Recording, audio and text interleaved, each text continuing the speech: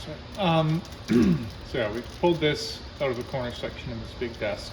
Now, a lot of times this programming stage is just kind of messy, and it just looks messy until you get it all out. So we already drew this up on paper. I'm gonna do my best to draw a top view of this.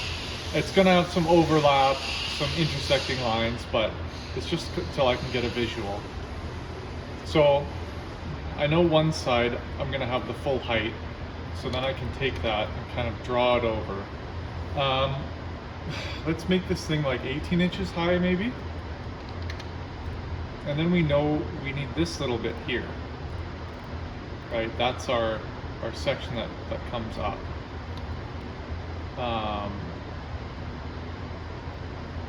And it has to, oh yeah, sorry, that guy ends there. Sorry, let me redo that. Yes, so that guy ends there. So 18 inches tall. We are going to have this curved part land on it, so we're creating a little nub that big. And like I said, yeah, we're going to do it 6 inches tall.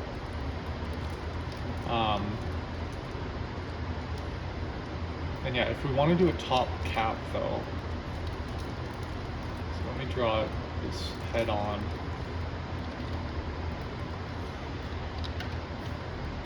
So if we're looking at it this way, cutaway view of it will be, we have our curved part there. So, you know, that's lining up with that. We're going to have our other end gable there. We will have our bottom and top, I think we're going to go inwards, like completely hidden in there. Same thing with the top. So then if we were to add more supports inside that corner, we would just have to make them that inside measurement, 16.98. So I can just draw, like, I'll just draw one out.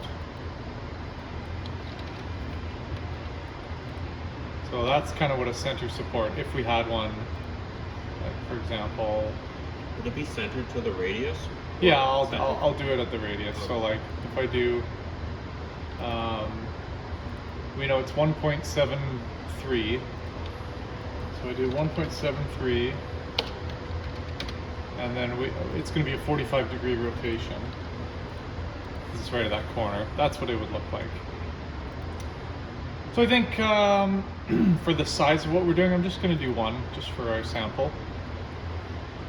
Is there a way to draw an array? Yep, and I'll show you that. Okay. So now to create this side view, because this is our lower portion and then here it dips up, that's why I'm going to do this. So we know that's our piece, lands at the end gable. And then the funny thing too is we're going to have this guy, and like I drew out before, so this is arbitrary for now. That guy is going to end there, so it's got to fit within there. So that's our back piece, this is our side piece. And then we just would like to figure out this curved part will stop right there. So we're going to have a support piece that butts underneath it. Or actually, no, sorry, my bad, we don't even need that, because we're going to create this piece, have it go the whole way. So let me, again, it looks messy, but let me just show you as a sample. That centerpiece is what we want. So I'll take the jigsaw tool and chop that out. Now we have this piece is going to be our bottom and center. Yeah. So we're going to want two of those, because there will be one there and one at the 6-inch mark.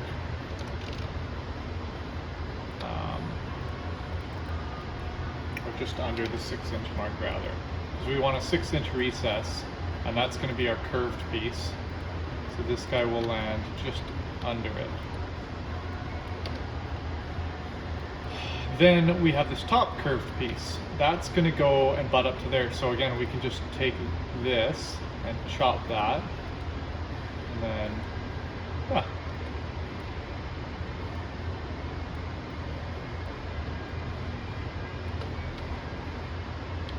Oh, but what did it do? Oh, we need to chop. For some reason it didn't cut out the ends. I don't know why it did that, but that jigsaw tool can be funny sometimes. So what you can do is just redraw to mock the thickness of the MDF. Yeah. Let's try that again, see if it behaves. There we go. So then this guy, remove it. So that's like the top and bottom plate of the curved wall? Yeah. Yeah. So this is the top plate that fits in there. Yeah. And then where it's going to land right under here will be one of these, and then same thing for the bottom. Right. A lot of times for the bottom, for a big piece, I will... This one now, we need the casters on it, so I don't want to do it. But a lot of times I'll go and actually hollow it out. Yeah. Like this. And then just for... more for looks, but also for strength, I round the edges, because a big rounded edge is way less likely to split here versus a sharp edge. So it just kind of looks nice. But for this case, I'm not going to do that. We're just doing a little sample. So we have bottom, middle, top, left side, right side. Now what we're going to do is join these guys up using the weld join. Same thing here. And then we're also going to do what I was showing you, that little cutaway. So, because this will provide a rounded edge, and you could chisel it out by hand, but it's going to be quicker to make a 0.26 circle. And I do that because the bit is 0.25. So what I found works for me is I click it to the corner, and then I click it to that node. Oops, sorry, other way. To that node. And see, it just kisses it there. So I'll do the same thing over here. Then you use the jigsaw tool. Do that. Do that. And then when you go in here, you have a nice little cutout, and you'll be able to put a 90-degree corner, a sharp corner in there, and not have any issues. I do this a lot lately, and it just saves a lot of time. Okay, so what we have now are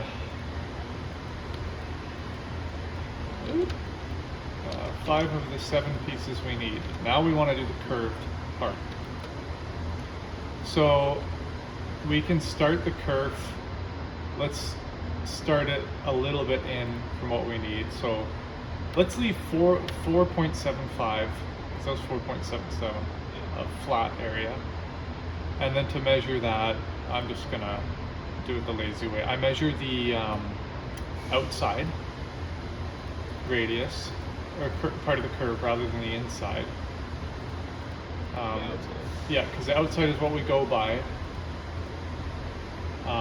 for this one, and I'll show you for the other one in a second what we're going to do. 39.94. Let's try 40, just a 16th more, and see what happens. So see how big that ends up being. Now for this one, we're going to be kerfing this side, and that's going to open up. So this measurement here is going to be bigger than what it actually is cut. So for this one, we measure the inside, because that's the flat side. You're always measuring the uncurved side. So you have to visualize that, right? Because this is the edge we'll see, so we want that smooth. We want to kerf the back side. So it's gonna open up like this. So if you drew a line on my hand here, and I did this, if these are the kerf lines, that measurement here changes, but this one stays the same, so that's why we're measuring by that. So this guy will measure that.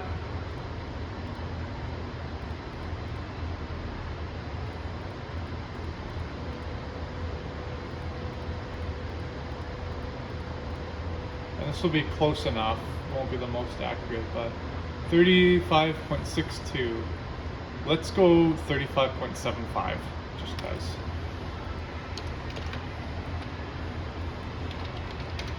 Okay, so now we have the pieces we need, and we know we're gonna go 4.75 in.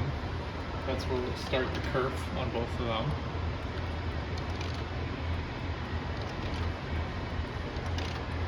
And then, oops, I'm just gonna go back to my Juno file so we can see all the specs I did. So, they were spaced 1/2 inch. This was a big arch. We're gonna try this for the small one though. 1/8 inch end mill, 3/8 down. So 3/8 depth, 1/2 inch spacing. And that was really good. It was good for a big arch, yeah. So we're gonna see how it works with this one. So I multiple copy. I'm gonna go. We'll just start at 30 because I have no idea what it'll be. And then make sure it's on the center here, because then you can add to it. Right to about there. So 61 of them. And then we'll do the same thing over here. Maybe less. There we go. Good enough. And then we'll run the tool paths on that, and then everything else is ready to go. So we'll cut that, and then we'll, oh, sorry. One thing I forgot. That one's only 6 inches, because that's the part that goes in there. So we have this, the part that goes here is that guy, the part that goes on the outside is that guy, top, middle, bottom, and the two sides. So that's how I build a kerf, and then we're gonna try it and see how it comes together.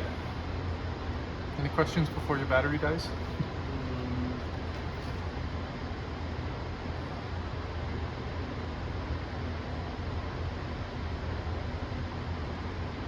What if it's too tight? Say we try a bend and it's not working. Then you would either go down to a 1/4 inch thick material. So that's why you always do a test first. And the only thing is the 1/4 inch. The more stuff you take out, the MDF will want to fall apart. And I found with the 1/4 inch, if I ran the engraves and then ran an offset, it would rip them all up. Like as it routed, you could hear like ning, ning, ning, ning, and it would rip them up. I think the actual store-bought stuff is like plywood on one side with a different core. It's actually manufactured to stick together like that. So we're doing it a sort of DIY Mickey Mouse sort of way. It does work, but and then if it's really tight, a lot of times I'll just use 1/8 inch MDF and you know, work it on top of something else. So we just, it's kind of a case by case. You just have to try it. Yeah, you could tighten it up to 3/8 spacing, but then you're going to be like a 1/4 inch gap between them with the tooling once the router has actually hogged it out. But yeah, anything tighter than like an 8 inch radius, 10 inch radius, you might move down to 1/4 inch, and you just do a small piece first. Now, if you cut a sample 6 inches wide that you're curving versus 24 inches wide, the wider the piece, the harder it's going to be fighting against that curve. So you always want to try out close to what it's going to be. But yeah, like the 1/2 inch thick stuff I did with these specs with the spacing, we did a 15 inch radius ish. So, and easily, there weren't any problems with that. So just try it out. You just kind of adjust. Yep. Adjust it.